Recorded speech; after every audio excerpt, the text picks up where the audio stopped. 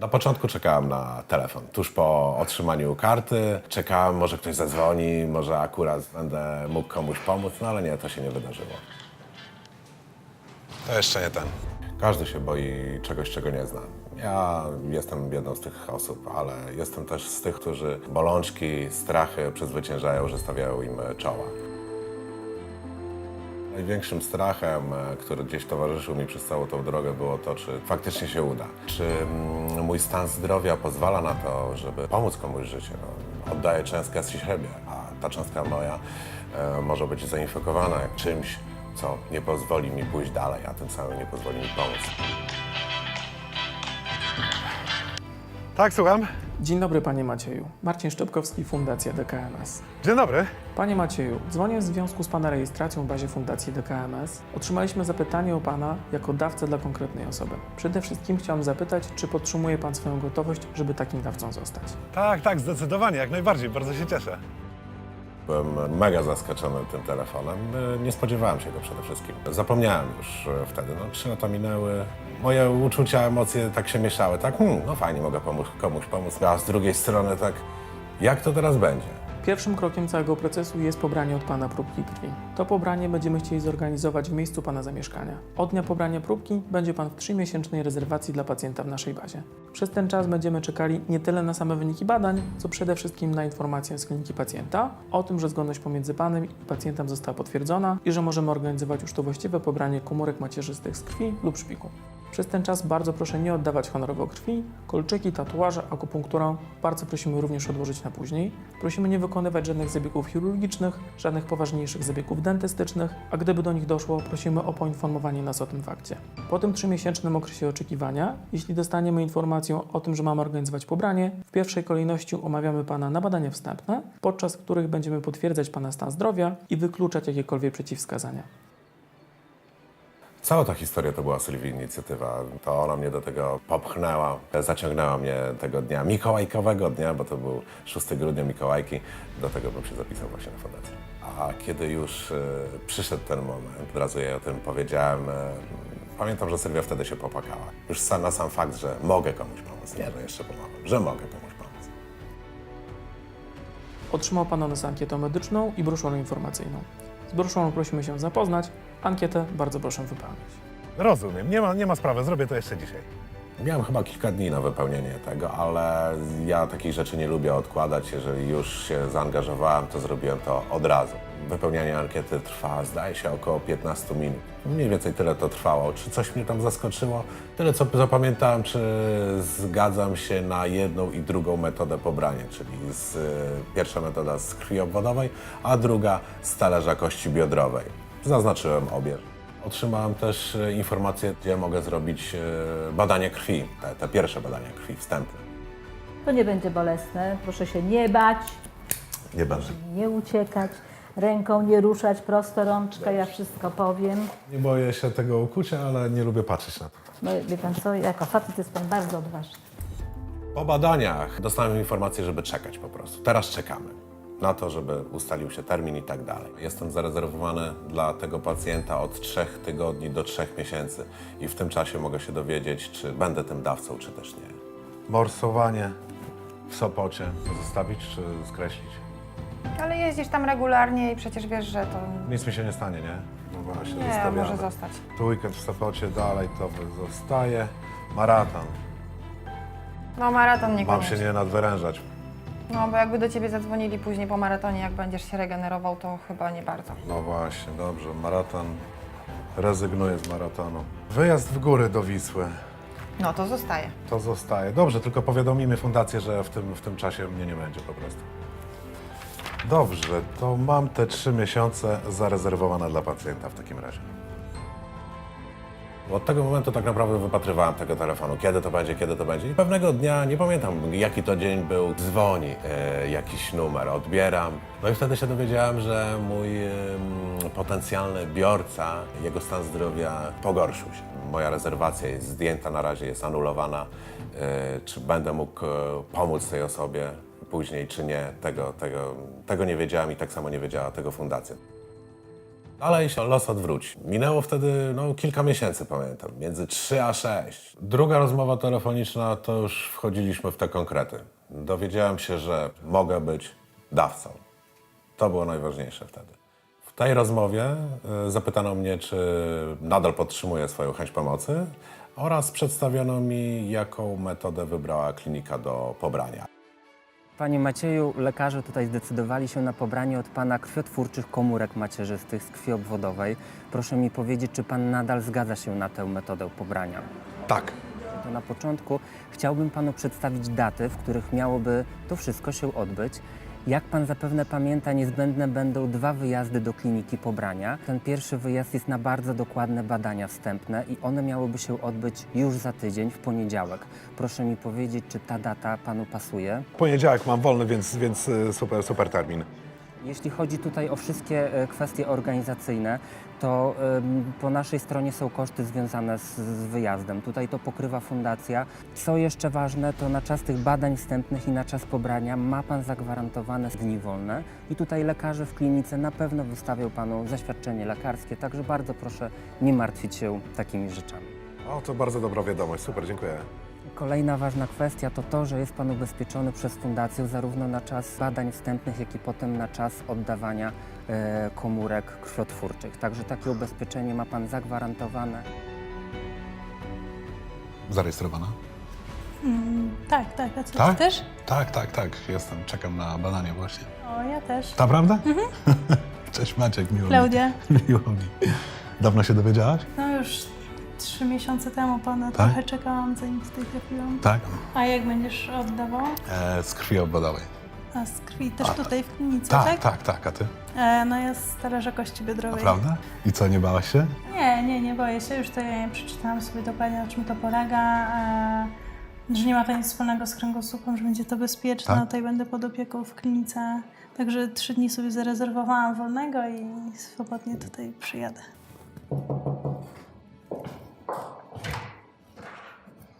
Dzień dobry, proszę bardzo, zapraszam. Dziękuję. Mam dla Pana komplet dokumentów, z którymi bardzo proszę, żeby się Pan zapoznał. Są to informacje dotyczące procedury, jak i również zgody, o które będziemy Pana prosić, żeby tą procedurę móc przeprowadzić. Dużo informacji, które muszę podpisać, że je po prostu akceptuję. Dosyć dużo było, pamiętam, na temat możliwych skutków ubocznych przyjmowania czynnika wzrostu. Bóle głowy, bóle stawów, grypopodobne jakieś objawy. Sporo dokumentów, wszystkie podpisałem, proszę sprawdzić moim gazetę. Pierwsza zgoda dotyczy badań dzisiejszych, czyli badania wstępnego. Celem tego badania jest ocena, czy zabieg jest bezpieczny dla Pana i czy jest bezpieczny dla biorcy. Chodzi tutaj o możliwość przeniesienia różnych chorób, tak, które moglibyśmy stwierdzić u Pana. W tym celu pobierzemy Panu krew, wykonamy zdjęcie klatki piersiowej, EKG i USG jamy brzusznej. Druga to zgoda dotycząca pobrania komórek krwiotwórczych. Możliwość pobrania komórek krwiotwórczych z krwi obwodowej jest związana z zastosowaniem czynnika wzrostu. W tym celu musimy Pana przygotować, podając Panu lek. 4 dni poprzedzające zabieg będzie Pan otrzymywał czynnik wzrostu. W 5. dniu zastrzyk dostanie Pan u nas, zgłaszając się do nas o godzinie 7 rano. Celem tego zastrzyku jest spowodowanie, że komórki macierzyste, które na co dzień znajdują się w szpiku, zaczynają się przemieszczać do krwi obwodowej. W związku z tym mamy taką możliwość zebrania ich za pomocą separatora komórkowego z krwi obwodowej. Bardzo prosimy, żeby Pan przez co najmniej 2-3 dni poprzedzające procedurę przyjmował większą ilość płynów.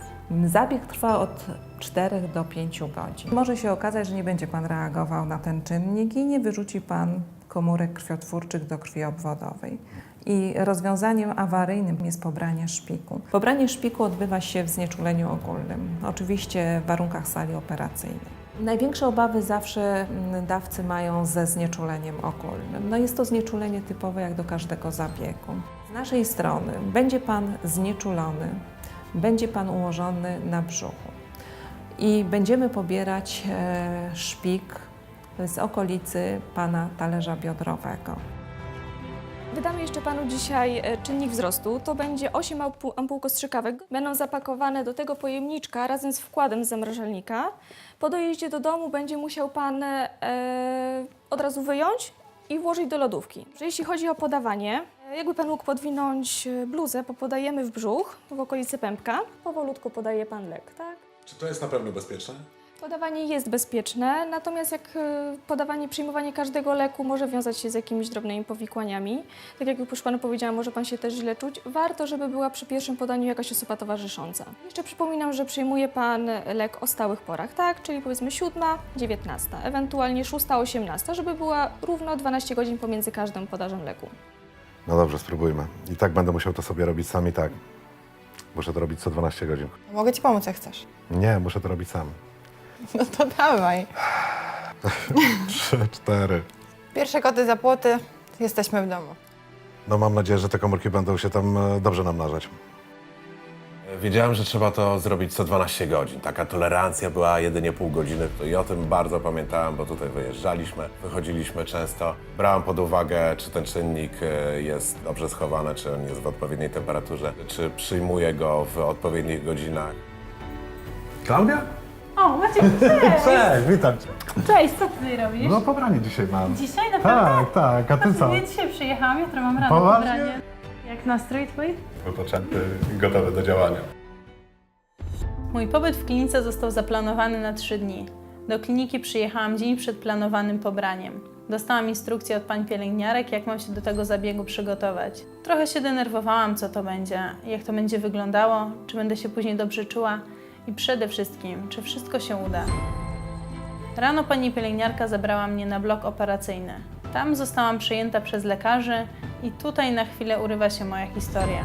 Bo urywa się też moja świadomość na około 1,5 godziny. Jeśli chodzi o samo pobranie, to nic nie czułam, bo byłam w narkozie. Kiedy się obudziłam, było już po wszystkim. Byłam na sali pooperacyjnej pod opieką lekarzy, którzy przychodzili i sprawdzali, jak się czuję. W klinice zostałam jeszcze 1 noc, a rano miałam ostatnie kontrolne badania krwi. Kiedy okazało się, że wszystko jest w porządku, dostałam pozwolenie na wyjście z kliniki. Właśnie wtedy zadzwonił koordynator z fundacji. Dostałam od niego informację, że mój szpik trafi do 11-letniego chłopca z Kanady. I że prawdopodobnie w momencie, kiedy koordynator do mnie zadzwonił, gdzieś tam startował samolot, żeby dostarczyć szpik temu chłopcu. To była dla mnie chyba najważniejsza chwila w całej procedurze oddania szpiku.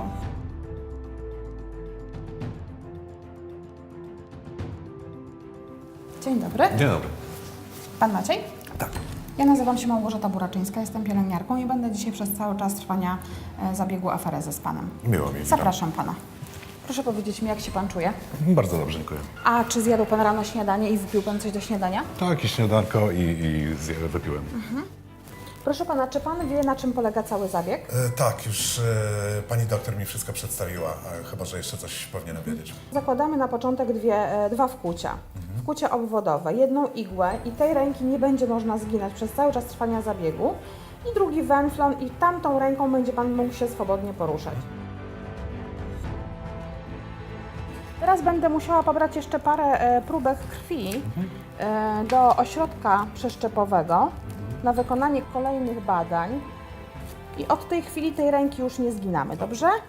Tuż przed tym, jak siadasz na fotel, musisz skorzystać z łazienki. A korzystaj z łazienki, bo rano musisz dużo wypić. Wypijasz około litra wody po to, żeby ta krew była rozrzedzona, żeby ona przechodząc przez ten cały obieg zachowywała się płynnie.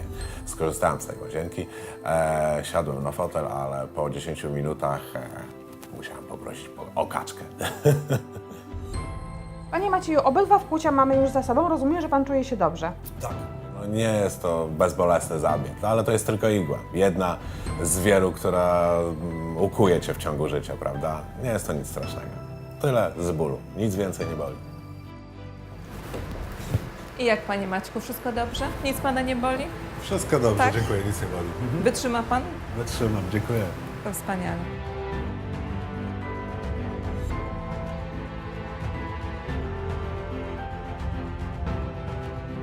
Czułem ulgę, że to już jestem po.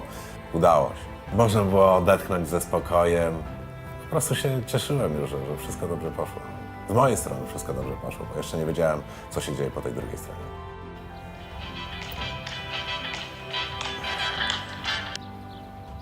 Tak, słucham? Dzień dobry, Fundacja DKMS. Panie Macieju, czy ja nie przeszkadzam? Nie, oczywiście, słucham. Dzień dobry. Dzień dobry, panie Macieju. Chciałem się spytać, czy pan chciałby się dowiedzieć, komu pan pomógł? Tak, zdecydowanie czekam na tę wiadomość, słucham. Okej, więc pana komórki macierzyste pomogą mężczyźnie, który ma 51 lat i pochodzi ze Szwecji. Także tam znalazła się osoba, która pana potrzebowała. Też chciałem panu bardzo serdecznie podziękować za to, co pan zrobił, no bo wiadomo, to jest bardzo wielka rzecz. Pan tak naprawdę podarował tej osobie szansę na dalsze życie, także wielkie brawa się tutaj panu należą. Też bardzo serdecznie dziękuję za ten czas, który pan poświęcił na całą procedurę i za to, że pan się odważył tym dawcą zostać. Także bardzo, bardzo serdecznie dziękujemy, panie Macieju. Super, no nie wiem co powiedzieć, przyznam szczerze, zaskoczył Mam mnie nadzieję, pan tą że same informacją. pozytywne emocje są z pana Bardzo, strony. same pozytywne to mogę zagwarantować, obiecać. Dziękuję serdecznie panu za tę informację, bardzo Dziękuję to bardzo. rozjaśniło ten dzień mój. 51-letni Szwed. Udało się.